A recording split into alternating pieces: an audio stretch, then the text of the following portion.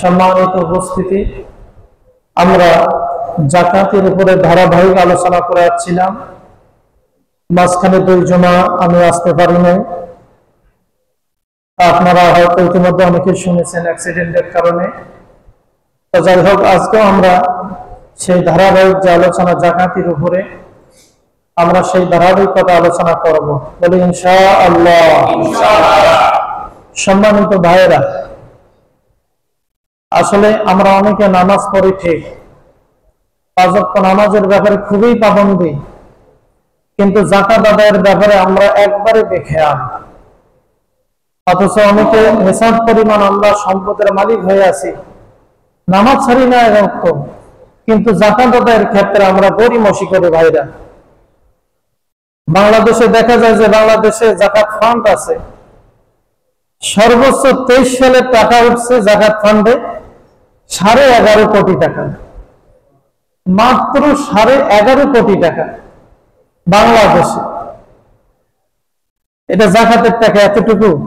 সম্মানিত ভাইরা, আমরা সেই ক্যালকুলেশন পরে করবো ইনশাআল্লাহ। তো চিন্তা করে, নামাজের অভাব নাই, কিন্তু যাকাত দিবে সেই ধরনের মানুষ খুঁজে পাওয়া যায় না। কোটি কোটি টাকার মালিক, কিন্তু যাকাত দেয় না ভাইরা। অথচ দেখেন, আল্লাহ পাক যেখানে নামাজের কথা বলছেন, সাথে সাথে আল্লাহ পাক সেখানে যাকাতের কথা বলছেন। নামাজের মাধ্যমে যেরকম মানুষের আত্মিক পবিত্রতা আসবে, অনুরূপ ভাবে শারীরিক পবিত্রতা যেন যাকাতের মাধ্যমে আসে, এজন্য আল্লাহ পাক সাথে সাথে যাকাতের কথা উল্লেখ করেছেন। সুবহানাল্লাহ বলবেন না? চিন্তা করেন, আপনি নামাজ পড়বেন, অন্তর পবিত্র হবে। যাকাত আদায় করলে আপনার শরীর পবিত্র হবে। যাকাত আদায় করবেন না, শরীর আপনার অপবিত্র। যতই নামাজ পড়েন কোনো কাজ হবে না, কারণ আল্লাহ পাকের ফরজ বিধান হচ্ছে যাকাত। সুতরাং যারা নিসাব পরিমাণ সম্পদের আমরা মালিক আছি, অবশ্যই সম্পদের আমাদের যাকাত আদায় করতে হবে। ভাইরা দেখেন, আল্লাহ পাক কোরআনে কারীমে অনেক জায়গায় এই যাকাতের কথা উল্লেখ করেছেন নামাজের সাথে।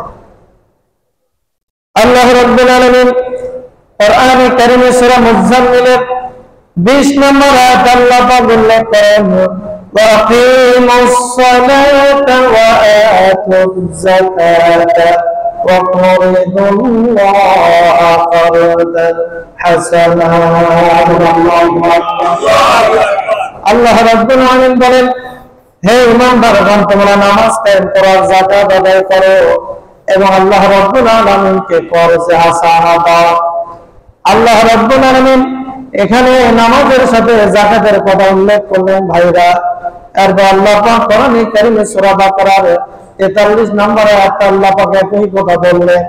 আল্লাহ রাব্বুল আলামিন বলেন, ওয়াকিমুস সালাতা ওয়া আতুজ যাকাতা ওয়ারকাউ মা'আর রাকিঈন। সুবহানাল্লাহ। আল্লাহ রাব্বুল আলামিন বলেন, হে ঈমানদারগণ, তোমরা নামাজ কায়েম করো, যাকাত আদায় করো, আর যারা রুকুকারী আছে রুকুকারীদের সাথে রুকু করো। সুবহানাল্লাহ। আল্লাহ পাক যেখানে নামাজের কথা বলছেন, সেখানে যাকাত দেওয়ার কথা বলছেন। ভাইরা, তাহলে যাকাত থেকে পিছপা হওয়ার কোনো উপায় নাই, অবশ্যই যাকাত আদায় করতে হবে।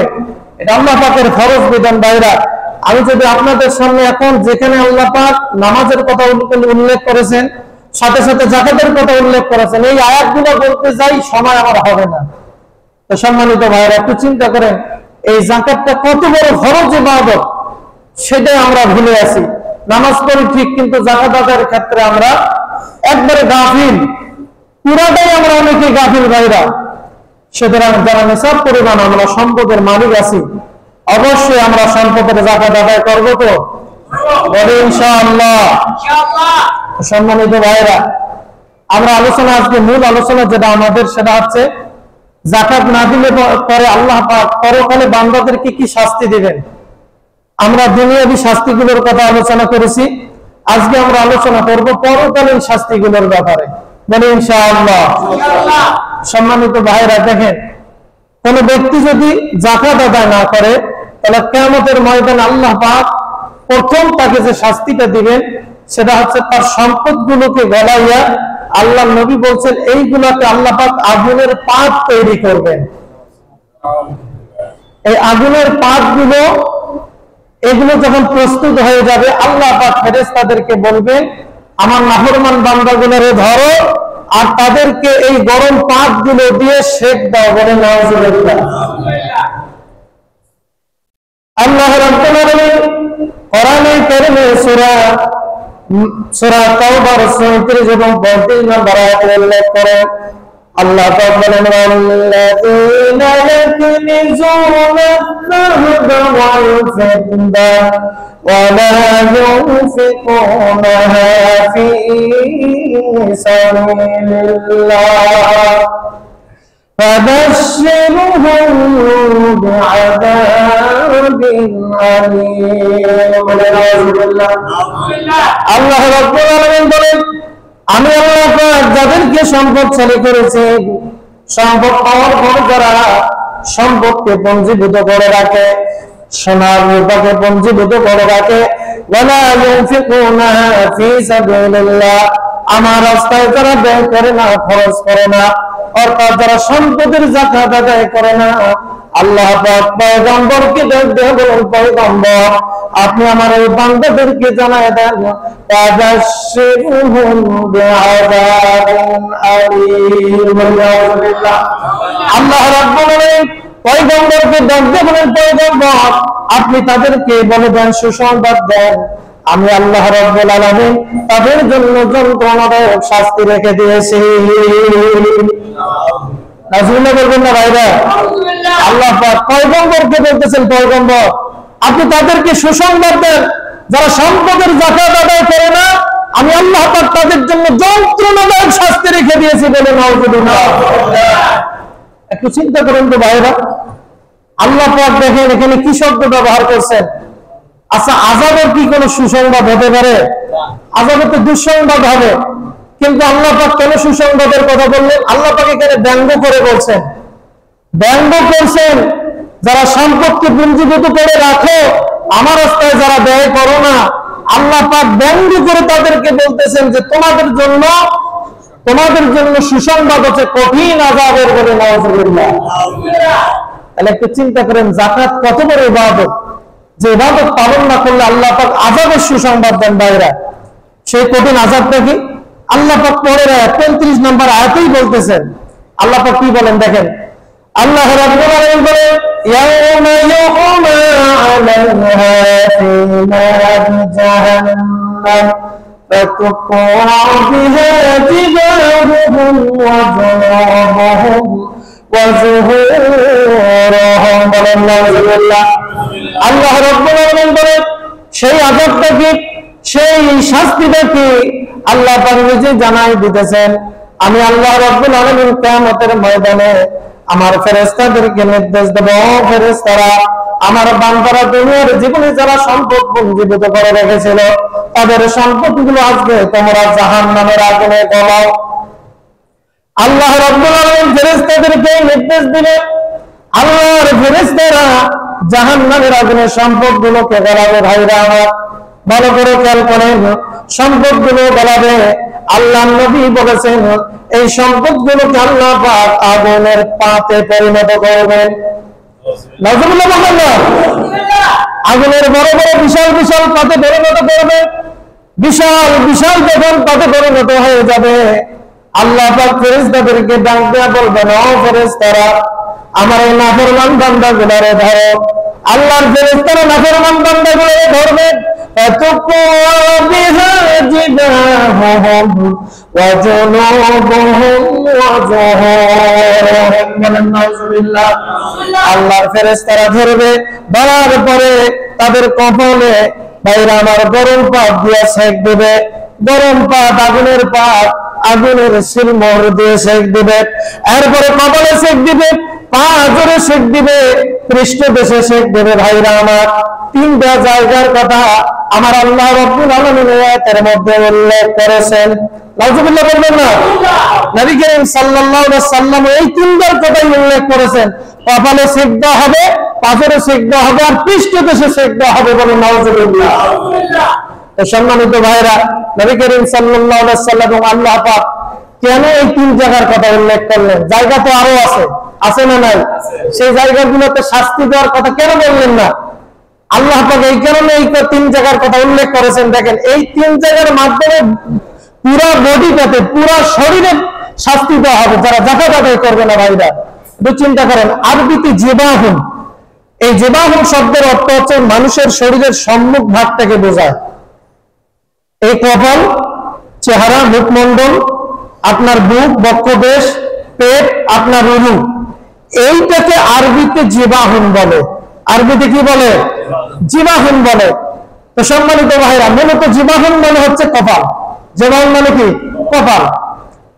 এই কপালের কথা কেন উল্লেখ করলেন? এই কারণে যে অনেক সময় দেখা যায় যে অনেক ধনবান ব্যক্তি, কেউ যদি তার কাছে কোনো দানের জন্য যায় কিংবা জাকাতের জন্য যায়, সে কপাল কুঁচকায় ফেলে। কপালকে কি করে? কুঞ্চিত করে, কুঁচকায় ফেলে। কপালটা দেখবেন এমন আকৃতি ধারণ করে যে কপাল কুঁচকায় সাথে সাথে চেহারাটাও কালো করে ফেলে। আছে না নেই এমন ধনী?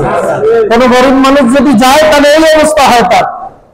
তো এই যে কপাল কুঁচকালো একটা গরিব মানুষকে দেখে তাকে দান করলো না, সদকা করলো না, জাকাত দিল না, এই কারণে আল্লাহ পাক তার কপালে শাস্তি দান করবেন। শুধু কপালে শাস্তি দান করবেন তা না, আল্লাহ পাক তার চেহারাতেও শাস্তি দিবেন, তার বুকের মধ্যেও শাস্তি দিবেন, তার পেটের মধ্যেও শাস্তি দিবেন, তার উরুতেও শাস্তি দিবেন।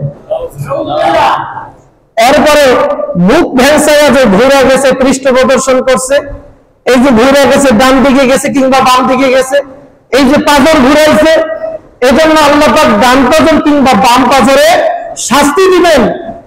আর জাহান্নামের আগুনের পাতগুলো দিয়ে তাদেরকে শাস্তি দেওয়া হবে। এরপর পিছন দিক দিয়ে পিঠ দেখাইয়া ফিরে গেছে, এজন্য পিঠে ভাইরা আমার শাস্তি দেওয়া হবে। বলেন নাউযুবিল্লাহ। তাহলে যারা সম্পদের জাকাত আদায় করবে না ভাইরা, আল্লাহ রাব্বুল আলামিন তাদেরকে এই শাস্তিগুলো দিবেন।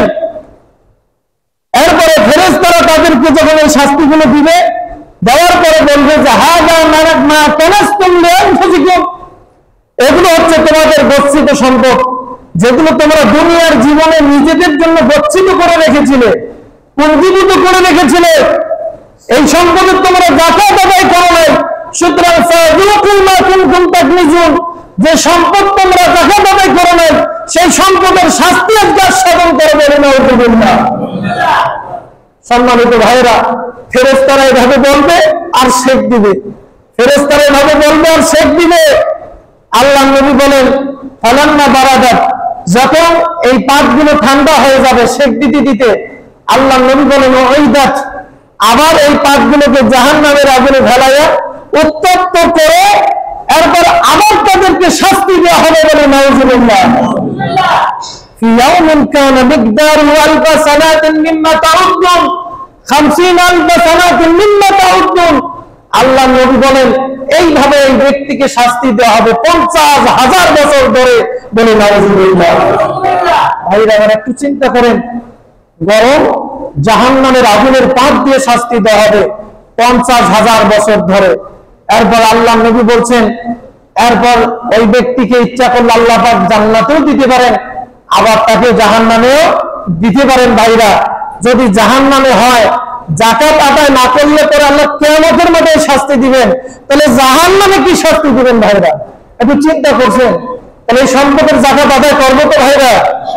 শুধু নামাজ পড়লে হবে তা না ভাইরা, এই সম্পদের জাকাত অবশ্যই আমাদেরকে আদায় করতে হবে। আপনার নামাজ আপনাকে কিয়ামতের ময়দানে বাঁচাতে পারবে না, নামাজ বাঁচাতে পারবে না। এমনকি সেই হাদিসে এসেছে, বুখারীর হাদিসে, আল্লাহ নবী বলছেন কিয়ামতের ময়দানে আল্লাহ নবীও তার পক্ষে কোনো কথা বলতে পারবে না।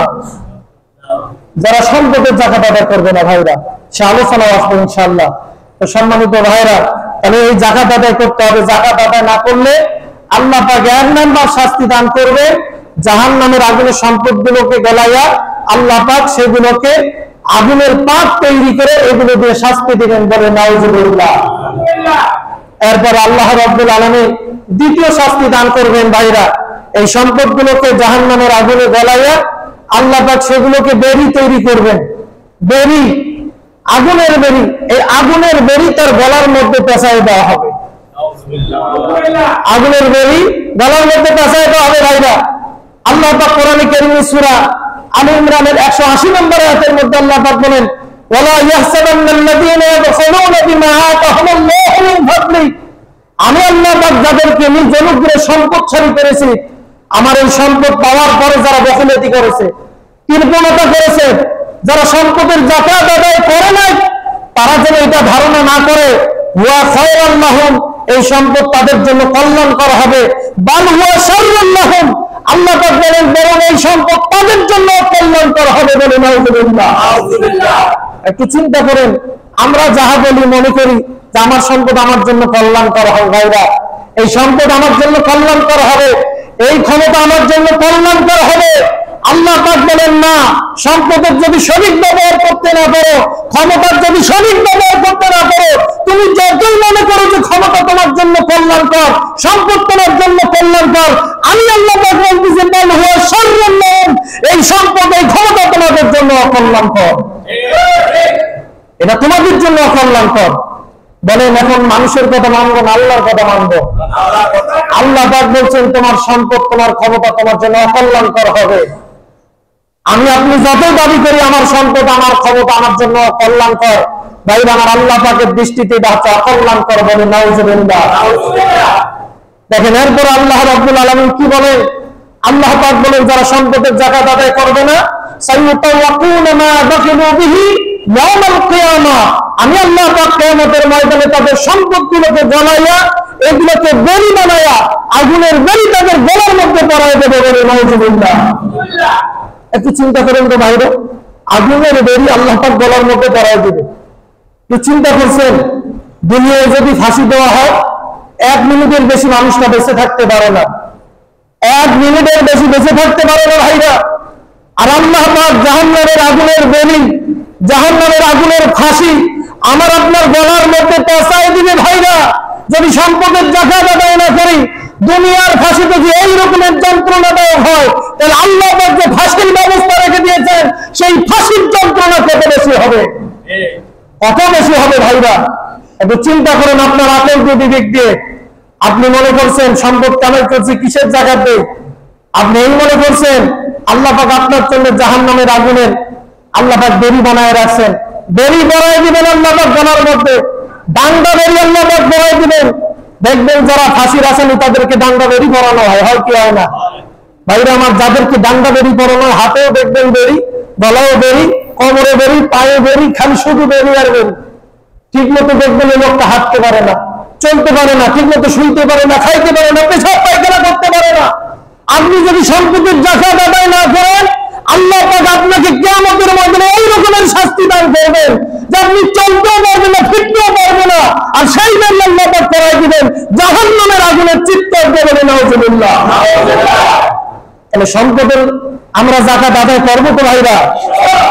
ইনশাআল্লাহ অবশ্যই করতে হবে ভাইরা, না হলে কিয়ামতের ময়দানে শাস্তির জন্য প্রস্তুত থাকে। তো সম্মানিত ভাইরা, আল্লাহ পাক কিয়ামতের ময়দানে 2 নম্বর শাস্তি দান করবেন, জাহান্নামের আগুনের বেরি আল্লাহ পাক তাদের গলার মধ্যে পেঁচাই দিবেন বলে। নাউযুবিল্লাহ। এরপরে ভাইরা আমার 3 নম্বর শাস্তি আল্লাহ পাক কিয়ামতের ময়দানে দান করবেন। দেখেন আগুনের চুরি আল্লাহ পাক করাই দিবেন। কিসের চুরি? আগুনের চুরি। যারা সম্পদের যাকাত আদায় করবে না, আগুনের চুরি আল্লাহ পাক করাই দিবেন। সম্মানিত ভাইরা, হাদিসটি বর্ণনা করেছেন হযরত আমর ইবনে শুআইব রাহমাতুল্লাহ আলাইহি। তিনি তার পিতার মাধ্যমে তার দাদা থেকে বর্ণনা করেন। তার দাদা বলেন একবার এক মহিলা রাসূলুল্লাহ সাল্লাল্লাহু আলাইহি ওয়াসাল্লাম, একজন মহিলা নবী করিম সাল্লাল্লাহু আলাইহি ওয়াসাল্লামের কাছে আসলেন। ওয়া মা ইবনাতুল্লাহ, সেই মহিলার সাথে তার একটা ছোট কন্যাও ছিল, তার একটা কন্যা সন্তানও ছিল।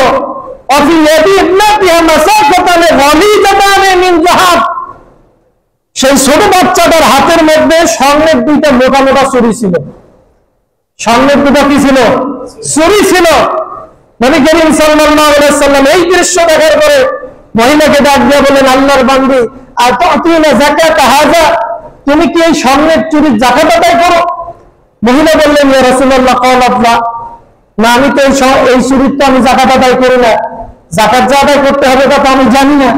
নবী করিম সাল্লাল্লাহু আলাইহি ওয়াসাল্লাম মহিলাকে ডাক দিয়ে বললেন, হে আল্লাহর বান্দি, কান খুলে শুনে রাখো, আয়া সুরুকে আন ইউসাব্বিহুল্লাহু বিহিমা ইয়াউমাল কিয়ামাতি সারাইন মিন নার। হে আল্লাহর বান্দি, আল্লাহ পাক কিয়ামতের ময়দানে তোমাকে দুইটা জাহান্নামের আগুনে চুরি পরাক, এটা কি তুমি পছন্দ করো? এটা কি তুমি চাও? মহিলা বললেন, ইয়া রাসূলুল্লাহ, না, এটা তো আমি কখনোই চাই না। রাবী বলেন, আল্লাহর পয়গম্বর যখন এই মহিলাকে কথা বললেন, ফাখলাদুহুমা ওয়া আলকাতহুমা ইলান নবী সাল্লাল্লাহু আলাইহি ওয়াসাল্লাম, ওই মহিলার সাথে সাথে তার মেয়ের হাত থেকে চুরি দুটো খোলালেন। খোলার পরে আল্লাহর পয়গম্বরের হাতে দিয়ে বললেন, ইয়া রাসূলুল্লাহ, হুমা লিল্লাহি ওয়া লিরাসূলিহি সাল্লাল্লাহু আলাইহি ওয়াসাল্লাম, এই দুইটা আল্লাহ এবং রাসূলের। চিৎকার করে বলি সুবহানাল্লাহ। ইয়া রাসূলুল্লাহ, যে স্বর্ণের চুরি থাকলে আমাকে কিয়ামতের ময়দানে আগুনের চুরি পরানো হবে, এই চুরি আমি রাখবই না, এর যাকাত আদায় করবো কি? এটা আমি আল্লাহর রাস্তায় দান করে দিলাম, এর যাকাত আদায় কি দূরের কথা, এই চুরি আর আমি রাখবো না। বলি সুবহানাল্লাহ। সম্মানিত ভাইরা, চিন্তা করেন তাদের ইমান কি। আল্লাহর পয়গম্বর বলছে তোমাকে জাহান্নামের আগুনে চুরি পরানো হবে, যাকাত আদায় করবি, চুরি আর রাখে নাই, আল্লাহ রাস্তায় সে দান করে দিয়েছে। বলি সুবহানাল্লাহ। সম্মানিত ভাইরা, যারা সম্পদের যাকাত আদায় করবে না, আল্লাহ পাক কিয়ামতের ময়দানে তৃতীয় শাস্তি দান করবেন, তাদেরকে আল্লাহ পাক জাহান্নামের আগুনে চুরি পরায় দিবেন। বলে নাউজুবিল্লাহ।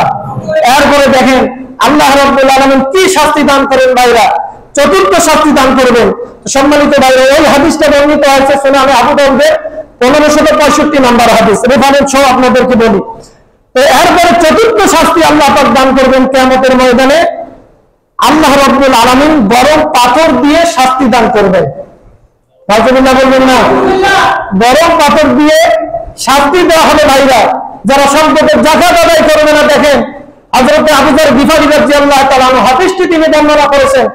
তিনি বলেন, নবী করিম সাল্লাল্লাহু আলাইহি ওয়াসাল্লাম বলেন, বাশশিরিল কালিজিনা বিরাদিফিন ইউহমা আলাইহি ফি নার জাহান্নাম। আল্লাহর নবী বলেন, সুসংবাদ দাও ওই ব্যক্তিকে এমন গরম পাথরের, যে ব্যক্তি সম্পদের যাকাত আদায় করে না, যে ব্যক্তি সম্পদকে পুঞ্জীভূত করে রাখে, তাদেরকে সুসংবাদ দাও এমন পাথরের, যে পাথরকে জাহান্নামের আগুনে উত্তপ্ত করা হবে। নাউজুবিল্লাহ বলবেন না? ভাইরা আমার, পাথরকে জাহান্নামের আগুনে উত্তপ্ত করা হবে ভাইরা, এই পাথর দিয়ে শাস্তি দেওয়া হবে। নবী করিম সাল্লাল্লাহু আলাইহি ওয়াসাল্লাম এরপর বলেন, সুম্মা ইউদাউ আলা হালানাতি সাবি। আল্লাহর নবী বলেন, এরপর ওই ব্যক্তিটাকে চিৎ করে শোয়ানো হবে কিয়ামতের মাঠে। চিৎ করে শোয়ার পরে এই গরম পাথরটা তার স্তনের বোটার উপরে স্থাপন করা হবে। একটু চিন্তা করুন তো ভাইরা, স্তনের বোটার উপরে এই গরম পাথরটা রাখা হবে। আল্লাহর নবী বলেন, স্তনের বোটা গলে যাবে, স্তন গলে যাবে, এক পর্যায়ে পাথরটা ভিতরে ঢুকে যাবে। হাত্তা ইয়াখরুজা মিন নুজুবি কাতিবিহি। আল্লাহর নবী বলেন, পাথরটা যখন ভিতরে ঢুকে যাবে, ভিতরে ঢোকার পরে এই পাথরটা চলে আসবে কাঁধ পর্যন্ত। আল্লাহর নবী বলে, এই কাঁধ পর্যন্ত আসার পরে কাঁধটাকে ভেদ করে পাথরটা বের হয়ে যাবে। বলি নাউজুবিল্লাহ। ভাইরা আমার, চিন্তা করেন, মুহাদ্দিসিনে কেরাম বলছেন, এই কাঁধের মধ্যে যে হালকা পাথরটা আছে, আল আজমুর রকিক বলা হয়, যে হালকা পাথর, এই যে হালকা হাড়টা রয়েছে, এই হাড়টা ভেদ করে, এই হাড়টাকে চূর্ণ বিচূর্ণ করে পাথরটা কাঁধ ভেদ করে বের হয়ে যাবে। বলে নাউজুবিল্লাহ। একটু চিন্তা করেন ভাইরা। এরপরে নবী করিম সাল্লাল্লাহু আলাইহি ওয়াসাল্লাম বলেন, ওয়ায়ুদাউ আলা নুজবি কাতিফি হাত্তা ইয়াখরুজা মিন হালানাতি সাবি ইয়াতাজালজাল। আল্লাহর নবী বলেন, এরপরে পাথরটাকে আবার কাঁধের উপরে স্থাপন করা হবে। কাঁধের উপরে যখন স্থাপন করা হবে ভাইরা, আবার কাঁধ ভেদ করে পাথর চলে আসবে স্তনের কাছে। এরপরে স্তন ভেদ করে যখন পাথরটা বের হতে পারবে না, আল্লাহর নবী বলেন, ইয়াতাজালজাল, পাথরটা কাঁপুনি দেওয়া শুরু করবে। পাথর কাঁপুনি দিবে আমার আপনার ভিতরে।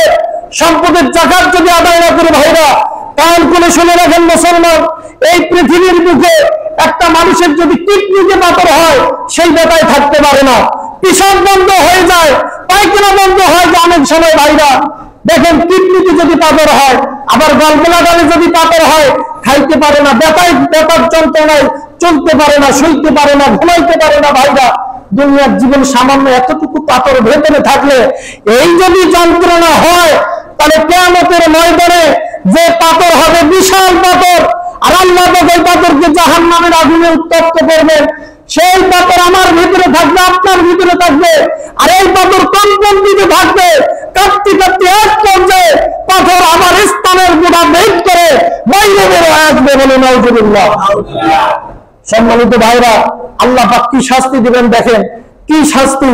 সম্মানিত উপস্থিতি, মুহাদ্দিসিনে কেরাম বলছেন ইয়াতাজালজাল শব্দের ব্যাখ্যায় কেউ কেউ বলছেন যে নবী করিম সাল্লাল্লাহু আলাইহি ওয়াসাল্লাম ইয়াতাজালজাল দ্বারা বুঝিয়েছেন ওয়া কিনায়াতুন আন শিদ্দাতি ইবতিরাবিহি আন শিদ্দাতি হারাকাতিহি।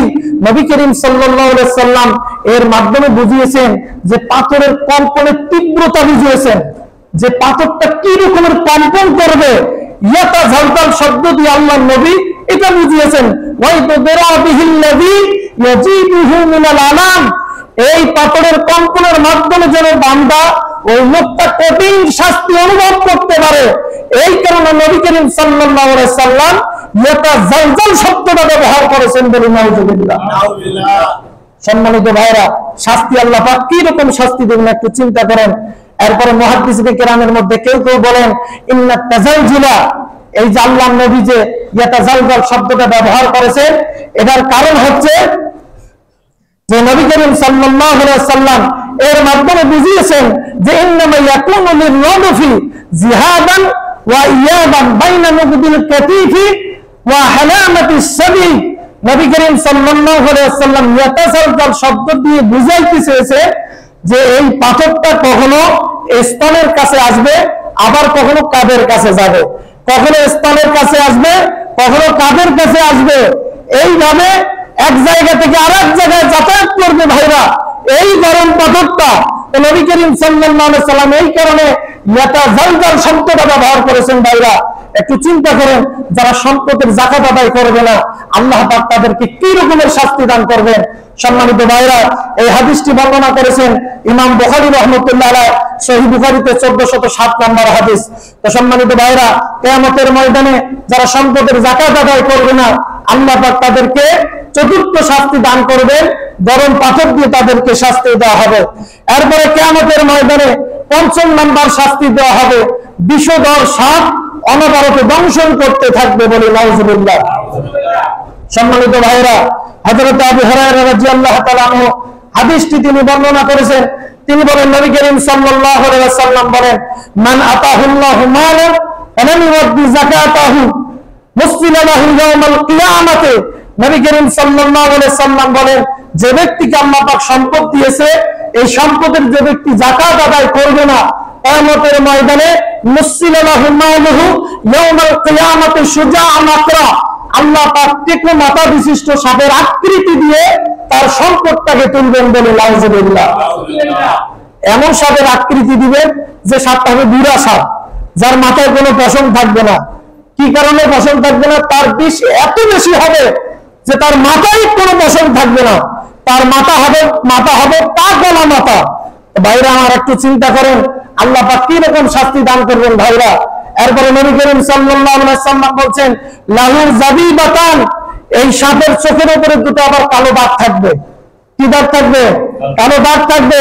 মুহাদ্দিসিনে কেরাম কেউ বলছেন যে তার দুই সাইডে দুইটা বিষের থলিয়া থাকবে। বিষের কি থাকবে? থলে থাকবে, দুই সাইডে বিষ থাকবে। আর এই বিষ যখন সে দংশন করবে উগরাইতেই থাকবে। এই বিষ এত বিষাক্ত হবে যেটা যন্ত্রণা সহ্য করার মতো না। ভাইরা, সম্মানিত ভাইরা, নবী করিম সাল্লাল্লাহু আলাইহি ওয়াসাল্লাম বলেন এরপরে ওই সাপটা কি করবে? ইউতাওয়াকুহু। নবী করিম সাল্লাল্লাহু আলাইহি ওয়াসাল্লাম বলেন এই সাপটা লোকটাকে পেঁচায় ধরবে, এই লোকটাকে পেঁচায় ধরবে। সুম্মা ইয়াখুযু বিলহিজমাতিহি ইয়ানি বিশিবকাইহি। নবী করিম সাল্লাল্লাহু আলাইহি ওয়াসাল্লাম এরপরে বলেন লোকটাকে যখন সাপটা পেঁচায় ধরবে, ধরার পরে এই সাপের মুখ থাকবে দুইটা। বলেন তো সাপের মুখ থাকবে কয়টা? দুইটা মুখ থাকবে। ভাইরা, এই দুই মুখ বিশিষ্ট সাপ দুই দিক দিয়ে এই ব্যক্তির চোয়াল কামড়ায় ধরবে, মুখের দুই পাশটা কামড়ায় ধরবে। কামড়ায় ধরার পরে এরপরে নবী করিম সাল্লাল্লাহু আলাইহি ওয়াসাল্লাম বলেন সুম্মা ইয়াকুলু আনা মালুক আনা কানজুক। এরপরে এই সাপটা বলতে থাকবে আমি তোমার সম্পদ, আমি তোমার ধনভাণ্ডার, বলে নাউজুবিল্লাহ। আল্লাহ পাক সাপের জবান খুলে দিবে ভাইরা, সাপ কথা বলবে, বলবে যে আমি তোমার সম্পদ, আমি তোমার গচ্ছিত সম্পদ, দুনিয়ার জীবনের সম্পদের জাকাত আদায় করো নাই, আজকে আল্লাহ পাক কিয়ামতের ময়দানে তোমার এই সম্পদটাকে সাপের আকৃতিতে তুলছেন, আমার আকৃতিতে তুলছেন, এবং আমাকে আল্লাহ পাক নির্দেশ দিয়েছেন আমি যেন তোমাকে কিয়ামত যতদিন শেষ না হয় অতদিন পর্যন্ত অনবরত যেন তোমাকে দংশন করতে থাকি, কামড়াইতে থাকি, বলে নাউজুবিল্লাহ। সম্মানিত ভাইরা, সহিহ মুসলিমের 987 নম্বর কিংবা 88 নম্বর হাদিসে এসেছে, আল্লাহর নবী বলছেন কিয়ামতের ময়দানে এই সাপটা মুখ ঘা করে থাকবে, মুখ ঘা করে থাকবে এই সাপ। এরপরে এই ব্যক্তির পিছনে ধাওয়া করবে, এই লোকটা দৌড়াতে থাকবে। এক পর্যায়ে লোকটা যখন দেখবে কোনো উপায় নাই, সাপের হাত থেকে আর বাঁচতে পারবে না, যখন দেখবে আর কোনো উপায় নাই, তখন লোকটা নিজের থেকে ধরা দেবে। নবী করিম সাল্লাল্লাহু আলাইহি ওয়াসাল্লাম বলেন এরপরে লোকটা নিজের থেকে তার হাত বাড়াই দিবে, হাতটা যখন বাড়াই দিবে তখন এই সাপটা তার হাতটাকে মুখের মধ্যে নিবে, এক পর্যায়ে গোটা মানুষটাকে সে গিলে ফেলবে, বলে নাউজুবিল্লাহ। উট যেভাবে ঘাস খায় ভাইরা, উট, নবী করিম সাল্লাল্লাহু আলাইহি ওয়াসাল্লাম উটের ঘাস খাওয়ার সাথে তুলনা দিয়ে বলেন যে উট যেভাবে ঘাস খায় ওই লোকটাকে সাপটা ওইভাবে গিলে ফেলবে, এরপরে গিলে ফেলার পরে আবার সাপটা উগরাই দিবে, এরপরে লোকটাকে আবার গিলে ফেলবে, এইভাবে 50,000 বছর ধরে এই লোকটা যেভাবে শাস্তি দেওয়া হবে, বলে নাউজুবিল্লাহ। তাহলে সম্মানিত ভাইরা, তাহলে সম্পদের যাকাত আদায় না করলে আল্লাহ রাব্বুল আলামিন কি রকমের শাস্তি দান করবেন ভাইরা, একটু খেয়াল করেন। আমরা আজকে দুর্ভাগা হয়ে গেছি, সম্পদের যাকাত আদায় করি না। অনেকে ভাইরা কি করি, হ্যাঁ কি করে, আমরা নামাজ পড়ে ঠিক কিন্তু সম্পদের যাকাত আদায় করি না। আজকে ভাইরা দুঃখ লাগে, আমাদের দেশে বেকারের যত সংখ্যা, বেকারত্বের সংখ্যা দিন দিন বেড়ে যাচ্ছে, ঠিক কিনা? আজকে চাকরি না পাওয়ার ভয়ে আজকে আমাদের সন্তানের, আমাদের ছাত্ররা আন্দোলন করে, করে কি করে না, আন্দোলন করে। আজকে একটা চাকরির জন্য আমাদের সন্তানেরা জীবন দিতেও কোনো দ্বিধা করতেছে না। ভাইরা আমার একটাই কারণ, আল্লাহর বিধান থেকে সরে এসেছি, আল্লাহর কোরআন থেকে সরে এসেছি। এই বাংলাদেশে যদি শান্তি প্রতিষ্ঠা করতে চান, বেকারত্ব যদি দূর করতে চান, আল্লাহর দেওয়া ফরজ বিধান এই যাকাত ব্যবস্থা সমাজে প্রতিষ্ঠা করেন, বাংলাদেশে প্রতিষ্ঠা করেন, এই যাকাত উত্তোলন করে যে সমস্ত গরিব ছাত্র আছে তাদের কর্মসংস্থানের ব্যবস্থা করে দেন, ইনশাআল্লাহ একটাও জীবন যাবে না, একটা সন্তানকে জীবন দেওয়া লাগবে না, একটা ছাত্রকে জীবন দেওয়া লাগবে না। ভাইরা আজকে পেনশন বলতেছে বাংলাদেশে যদি যাকাত উত্তোলন করা হয়, সরকার যদি উদ্যোগ গ্রহণ করে প্রতি বছর যাকাত উত্তোলন করতে পারবে 25,000 কোটি টাকা। সুবহানাল্লাহ বলবেন না? 25,000 কোটি টাকা ভাইরা উত্তোলন করতে পারবে শুধু যাকাত। এরপরে ওষুধের টাকা 6,000 কোটি টাকা প্রতি বছর সরকার উত্তোলন করতে পারবে। সরকার যদি উদ্যোগ গ্রহণ করে ভাইরা মোটে 31,000 কোটি টাকা, চিন্তা করছেন ভাইরা, 31,000 কোটি টাকা প্রতি বছর সরকার ইনকাম করতে পারবে শুধু যাকাত দিয়া। প্রতি বছর এই রকমের একটা করে পদ্মা সেতু নির্মাণ করতে পারবে বাংলাদেশ সরকার। আজকে দেখেন পদ্মা সেতু নির্মাণ করতে কত কোটি টাকা খরচ হয়েছে, 32,605 কোটি টাকা খরচ হয়েছে, আর যাকাত আসে 31,000 কোটি টাকা। ভাইরা চিন্তা করছেন বাংলাদেশ সরকার যদি উদ্যোগ গ্রহণ করে তাহলে প্রতি বছর এই যে যাকাত একটা মোটা অংশ এটা তারা উত্তোলন করে, তবে এমনিতে মুখে বললে হবে না, এবার আইন করতে হবে ভাইরা, এটা সংসদে আইন পাস করতে হবে। বাংলাদেশে তো 1982 সালের 5 জুন আপনার দেখেন যাকাত ফান্ড গঠিত হয়েছে, কয় টাকা উঠছে? এই 23 সালে সর্বশেষে সর্বোচ্চ 11.5 কোটি টাকা যাকাত ফান্ডে উঠছে, মাত্র 11.5 কোটি টাকা। চিন্তা করেন সরকার যদি উদ্যোগ গ্রহণ করে তাহলে 31,000 কোটি টাকা তুলতে পারবে সরকার, সেখানে মাত্র 31,050 লক্ষ টাকা ওঠে। যাকাত ফান্ড তো আছে বাংলাদেশে। আবার 2023 সালে ওই 82 সালের যাকাত ফান্ডকে আবার ওটাকে কি করছে, ওই আইনটাকে রহিত করে নতুন আইন পাস করছে, যাকাত তহবিল গঠন করছে। ভাইরা আমার, আমরা সরকারকে বলবো শুধু যাকাত তহবিল গঠন করলে হবে তা না, এটাকে আইন করেন, সংসদে এটার আইন পাস করেন, প্রধানমন্ত্রী আপনি ঘোষণা দেন যে বাংলাদেশের প্রত্যেকটা যারা ধনী মানুষ আছে, যারা সাহেবে নিসাব আছে, তাদের প্রত্যেককে তার মোট সম্পদের 2.5% যাকাত আদায় করতেই হবে। এই আইন যদি ভাইরা আমার পাশ করে, বিশ্বাস করেন 10 বছর লাগবে না বাংলাদেশে বেকারত্ব দূর করতে। বাংলাদেশে কোনো বেকার খুঁজে পাওয়া যাবে না। ভাইরা আল্লাহ পাকের বিধান মানার, আল্লাহ পাকের বিধান প্রতিষ্ঠা করার সুবর্ণতা। তো সম্মানিত ভাইরা, আসেন আমরা সকলে সরকারি ভাবে যদি উদ্যোগ না নেয়, সরকারের যেহেতু মানে বর্তমান সরকার মনে করে যে ইসলাম প্রতিষ্ঠা করলে আমি ক্ষমতায় থাকতে পারবো না, সরকার এটাই মনে করে। বাংলাদেশে যত সরকার আছে ভাইরা, আমার মনে হয় যে ইসলাম তাদের কাছে এমন যে ইসলাম এদের সহ্যই হয় না।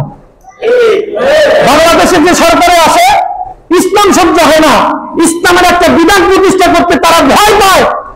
আমি বলি এর হচ্ছে কাপুরুষ মুসলমান। আপনার লজ্জা থাকা দরকার। আপনি নামাজ পড়েন, আপনি কোরআন তেলাওয়াত করেন, আপনি যাকাতের ব্যাপারে আইন পাস করতে পারেন না, আপনার লজ্জা থাকা দরকার। আল্লাহর কোরআন দিয়া রাষ্ট্র পরিচালনা করতে পারেন না, আপনার লজ্জা করা উচিত। সম্মানিত ভাইরা, আসেন আমরা এই যাকাত আল্লাহ পাকের ফরজ বিধান অবশ্যই আদায় করব। এই যাকাত যদি আমরা আদায় না করি, কিয়ামতের ময়দানে আমাকে আপনাকে আল্লাহর নবী বলছে লা আকুলু লা আমলিকু লাকা মিনাল্লাহি শাইআ, কিয়ামতের ময়দানে আমি তোমার জন্য কিচ্ছুই করতে পারবো না। চিৎকার দিয়ে বলে নাউজুবিল্লাহ। সম্মানিত ভাইরা, যে বিধান না মানলে পরে নবী করিম সাল্লাল্লাহু আলাইহি সাল্লাম সুপারিশ করবে না, আল্লাহর পয়গম্বরের সুপারিশ করার ক্ষমতা থাকবে না, তাহলে চিন্তা করেন এই যাকাতটা কত বড় ইবাদত। আল্লাহ পাক আমাদেরকে এই ফরজ বিধান পালন করার তৌফিক দান করে দেন। আমিন। যারা